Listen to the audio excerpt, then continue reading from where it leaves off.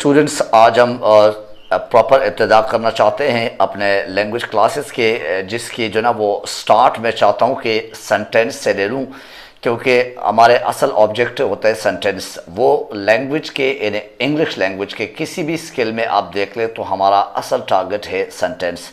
Sentence क्या होता है, सेंटेंस का स्ट्रक्चर क्या होता है और सेंटेंस के फिर आइटम्स क्या होना चाहिए। मीन्स सेंटेंस के स्ट्रक्चर के मुताबिक उसमें कौन कौन से अल्फाज, कौन कौन से पार्ट्स ऑफ स्पीच के जो आइटम्स होते हैं, जो पार्ट्स होते हैं, वो ज़रूरी होते हैं। बहरहाल हमारे पास 3 किस्म के स्ट्रक्चर होते हैं, active voice, passive voice and simple structure. इन तीनों के अलग अलग अंदाज में इन्हीं पार्ट्स ऑफ स्पीच जो कि 7 से 8 आइटम्स है, 7 से 8 एलिमेंट्स है और इंग्लिश के पार्ट्स है, मीन्स जैसे आप कह सकते हैं कि अल्फाज है, उसको हमने फिर इसी स्ट्रक्चर में, मीन हर एक स्ट्रक्चर के मुताबिक उसको फिट करना है। एनीवे मैं स्टार्ट करता हूँ सेंटेंस से। सेंटेंस जनरली मुख्तलिफ़ किस्म के होते हैं, जिसमें आपको शायद मालूम है कुछ मखसूस किस्म के नेगेटिव, इंटरोगेटिव और पॉजिटिव और assertive sentences and so on, बहुत सारे और भी है, लेकिन वो इस वक्त इब्तिदा में, इनिशियल स्टेज पे, स्पेशली बेसिक्स कोर्स में ये हम उस पर नहीं बात कर सकते। फ़िलहाल मैं सिर्फ और सिर्फ मुस्बत जुमले यानी पॉजिटिव सेंटेंसेस, यानी असर्टिव सेंटेंसेस, अफर्मेटिव सेंटेंसेस, इन ही की बात करूँगा। अच्छा, अफर्मेटिव सेंटेंसेस में जनरली हमारे पास सबसे कॉमन इस्तेमाल होने वाले सेंटेंस जो है वो है एक्टिव वॉइस।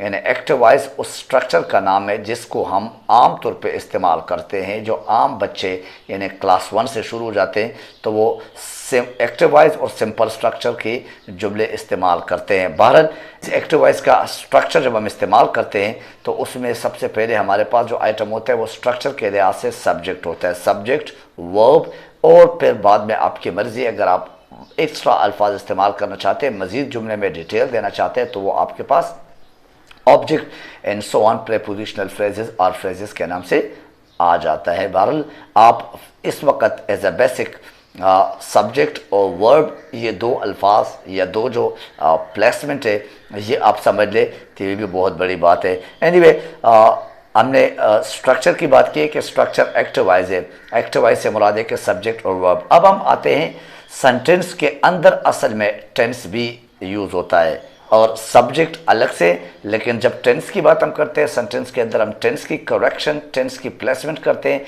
या टेंस की अंडरस्टैंडिंग करते हैं या टेंस की करेक्शन करते हैं, तो वो बात वर्ब पे होती है। यानी सब्जेक्ट के साथ उसके बाद सेकंड नंबर पे जो वर्ब होता है उसका उस पर जो है ना वो तमाम इन्हिसार होता है। वर्ब असल में, अगर मैं इसको आपके आसानी के लिए नाम दे दूँ तो verb is the second name of tense. यानी मीन्स सेंटेंस के अंदर अगर आप समझते हैं कि टेंसेस करेक्ट हो तो आप वर्ब पे फोकस करें, और वर्ब को मैं सेकंड नेम ऑफ टेंस दे सकता हूँ, देना चाहता हूँ आपकी आसानी के लिए। बहरहाल अगर हम इस वर्ब की तरफ आ जाते हैं, सब्जेक्ट को बाद में डिस्कस करते हैं, तो इस वर्ब में हमारे पास एक हेल्पिंग वर्ब होता है और एक एक्शन वर्ब होता है। देखो, हेल्पिंग वर्ब की बात जब हम करते हैं तो helping verb just countable words होते हैं। मीन्स कि अगर आप देख ले तो डू और डज और डिड और इज और एम और आर और वाज और वर और जिसको आप बी वर्ब भी कह सकते हैं, तो इसी तरह हैज़ और हैव और हैड, ये मखसूस 12 से 15 अल्फाज है और इनको हम एज ए हेल्पिंग वर्ब इस्तेमाल करते हैं। ये तो आप चलो रट भी लेते हैं, ये तो एक बार आप जो ना समझ लेते हैं, लेकिन असल जो काम होता है वो एक्शन वर्ब का होता है। एक्शन वर्ब और हेल्पिंग वर्ब के कॉम्बिनेशन से टेंस बनता है। समटाइम हेल्पिंग वर्ब की ज़रूरत नहीं है कुछ टेंसेज में, तो हम सिर्फ एक्शन वर्ब से ही काम लेते हैं। एनीवे जब हम एक्शन वर्ब की बात करते हैं तो एक्शन वर्ब में फॉर्म्स जो है ना, फॉर्म्स यानी फॉर्म ऑफ वर्ब, वो बहुत अहम रोल अदा करता है। अगर आपके पास फॉर्म ऑफ वर्ब वाकई उसके वेरिएशन ना हो और उसके समझ बूझ ना हो तो आपका टेंस फिर गलत तरफ जा सकता है, क्योंकि अगर हर टेंस की अपनी रिक्वायरमेंट्स होती है और उस टेंस के मुताबिक उस जुमले का अपना एक मीनिंग या अपना एक अंडरस्टैंडिंग या अपना एक जैसे आप कह सकते हैं कि अगले को समझाने का या अगले को अपना मकसद कन्वे करने का उन फॉर्म ऑफ वर्ब्स पे ज़्यादा इन्हिसार करता है जुमले के अंदर। तो इसका मतलब है कि वर्ब और टेंस ये दोनों एक ही है। अगर जुमले की तनाजुर में देखें, अगर जुमले के अंदर देख ले, इस वर्ब को हमने इस तरह समझ लिया कि हेल्पिंग वर्ब और एक्शन वर्ब ये दो इसके कॉम्बिनेशन होते हैं। हेल्पिंग वर्ब और एक्शन वर्ब के कॉम्बिनेशन से प्रॉपर और करेक्ट वर्ब बन जाता है और उसी जुमले के अंदर, स्ट्रक्चर के अंदर, और उसी वर्ब को फिर हम करेक्ट टेंस कहते हैं और कहा जाता है। एनीवे, उसके बाद यानी इससे पहले, वर्ब से पहले जुमले के स्ट्रक्चर के मुताबिक अगर हम देख लें, इन सेंटेंस के स्ट्रक्चर के मुताबिक, तो हमारे पास सब्जेक्ट आता है। उस सब्जेक्ट में हम क्या करते हैं, सब्जेक्ट में हम नाउन भी इस्तेमाल कर सकते हैं, प्रोनाउन भी इस्तेमाल कर सकते हैं। असल में नाउन और प्रोनाउन भी यूँ समझ लें कि बहन भाई है। यानी अगर कहीं आप नाउन इस्तेमाल नहीं करना चाहते या नाउन का रिपीटिशन नहीं चाहते, तो फिर आप उसकी जगह यानी रिप्लेसमेंट ऑफ नाउन जो है ना, उसको कहते हैं प्रोनाउन। प्रोनाउन आमतौर पे 7 होते हैं। यानी जैसे आप कह सकते हैं कि इसमें आई है, वी है, यू है, शी, ही, इट और दे। इसके मुख्तलिफ फिर केसेस होते हैं, मुख्तलिफ इसके पर्सनस होते हैं, यानी first person, second person, third person.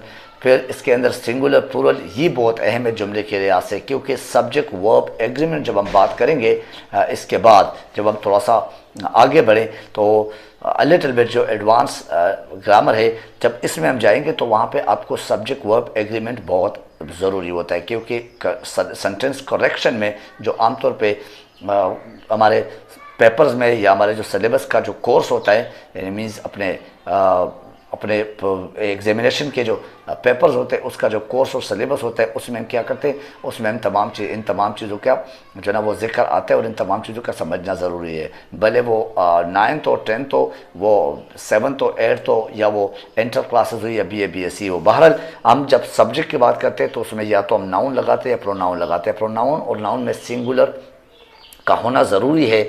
अगर आगे वर्ब सिंगुलर है तो प्रोनाउन नाउन का प्लूरल होना ज़रूरी है सब्जेक्ट की जगह पर, अगर आगे वर्ब प्लूरल है तो। ये बात बाद में करेंगे। इसका जो वाकई जो एक हकीकत है, एक अहमियत है या एक लॉन्ग डिस्कशन है, वो बाद में करेंगे। लेकिन थोड़ा सा आपको एक हिंट दे रहा था।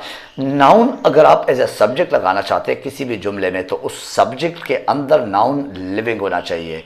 क्योंकि नाउन में भी नॉन लिविंग और लिविंग, दुनिया में आप जितने भी नाम देख ले, जितने भी नाउन्स देख ले, वो या सिंगुलर पाए जाते हैं या प्लूरल पाए जाते हैं। मीन्स कि अगर आप चीज़ों के देख ले तो मैक्सिमम चीज़ें जो है वो नॉन लिविंग होते हैं। अगर आप ह्यूमन बींग्स के देख ले, एनिमल्स के देख ले, बर्ड्स के देख लें, तो जो हरकत करने वाले, जो जिंदा चीज़ें, जो सांस वाली चीज़ें, उसको हम कहते हैं लिविंग नाउन। तो अगर आपने as a subject noun deal करना है और नाउन को पुटअप करना है या नाउन का इस्तेमाल करना है एज ए सब्जेक्ट स्ट्रक्चर के लिहाज से, जुमले के लिहाज से, तो फिर वहाँ पे आपको लिविंग नाउन चाहिए। क्योंकि सब्जेक्ट का मतलब है डूअर ऑफ एक्शन, यानी मीन्स काम करने वाला। तो काम करने वाला खुद जिंदा होना ज़रूरी है, खुद हरकत वाला होना ज़रूरी है, तब जाके वो काम के काबिल बनता है। तो आप अगर वहाँ पे नॉन लिविंग नाउन लगाते हैं और आगे आपके पास एक्शन वर्ब हो, मीन्स कि एक्ट हो, कोई एक्शन हो उस जुमले में, तो वो फिर गलत मीनिंग और गलत तरफ जो है जुमला जाते हैं और उसके मकसद जो है ना वो उस तरह कन्वे नहीं होता है जो आप चाहते हैं, और आपको लोग इनकरेक्ट इंग्लिश वाला समझा जाएंगे और समझते हैं। बहरहाल उसके बाद हम आते हैं कि प्रोनाउन में मैंने आपको बता दिया कि प्रोनाउन में फर्स्ट पर्सन भी होता है आई और वी, सेकंड पर्सन भी होता है यू, और थर्ड पर्सन भी होता है ही, शी, इट, और उसका प्लूरल है दे। तो इसमें अगर सिंगुलर प्लूरल का नाम ले ले तो इसमें ये कॉन्सेप्ट ज़्यादा, खासकर थर्ड पर्सन में ही, शी, इट, ये और या सिंगुलर एक नाम अगर आ जाए, वो सिंगुलर सब्जेक्ट या सिंगुलर प्रोनाउन समझे जाते हैं। और उसके बाद अगर आप उस प्लूरल उसका देखना चाहें तो फिर ऑल टुगेदर हो या इनमें से एक कैटेगरी हो, तो उसको अगर एक से ज़्यादा हो जाए उसको कहा जाता है प्लूरल, और उसके लिए फिर हम दे यूज़ करते हैं। एनीवे, इसके बाद हम एक जुमले के अंदर, अभी इस वक्त मैंने सिर्फ और सिर्फ अफर्मेटिव जुमले में बात की, इसके बाद फिर मैं आपको इसी जुमले के मुख्तलिफ और जो पहलू है उस पर बात करेंगे। आज सिर्फ और सिर्फ हमारा टॉपिक था, एक रिव्यू दे रहा हूँ। हमारा जो आज का टॉपिक था वो सेंटेंस, और सेंटेंस के मुताबिक उसका स्ट्रक्चर, फिर उस स्ट्रक्चर के अंदर पार्ट्स ऑफ स्पीच का इस्तेमाल। पार्ट्स ऑफ स्पीच में नाउन और प्रोनाउन हमने एज अ सब्जेक्ट लिया, और वर्ब हमने एज अ स्ट्रक्चर के अंदर वर्ब की जगह पे प्लेसमेंट के लिए ले लिया।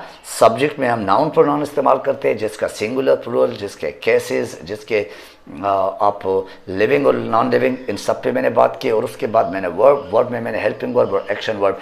हेल्पिंग वर्ब मखसूस अल्फाज होते हैं जो कि गिने चुने होते हैं, 12 से 15 अल्फाज होते हैं, लेकिन एक्शन वर्ब के फॉर्म्स होते हैं और इन ही कॉम्बिनेशन से एक प्रॉपर टेंस बनता है और वो जुमला फिर करेक्ट वर्ब का जुमला समझा जाता है, अगर आपको इस पर अबूर हासिल हो जाए। बहरहाल आज के इस विदाक से सिर्फ सेंटेंस के हवाले से, नेक्स्ट में इंशाल्लाह इसी सेंटेंस के जो आइटम्स है प्रॉपर उसको डिटेल में डिस्कस करूंगा और आगे बढ़ते जाएंगे। कोशिश करें कि जितना हो सके शेयर करें, जितना हो सके आप कमेंट्स में लिख लें अपने सवालात या आपको जो चीज़ समझ नहीं आ रही। अगर आपको मेरे समझाने में या मामलात में कुछ मुश्किलात नज़र आते हैं तो उस पर आप ज़रूर कमेंट्स कर सकते हैं, ताकि मैं अपना तरीका या अपना जो समझाने का एक लेवल है वो आपके मुताबिक रख सकूँ। Thank you very much. अपना ख्याल रखें, अपने इस चैनल का ख्याल रखिए। Thank you very much. अल्लाह हाफ़िज़ नासिर।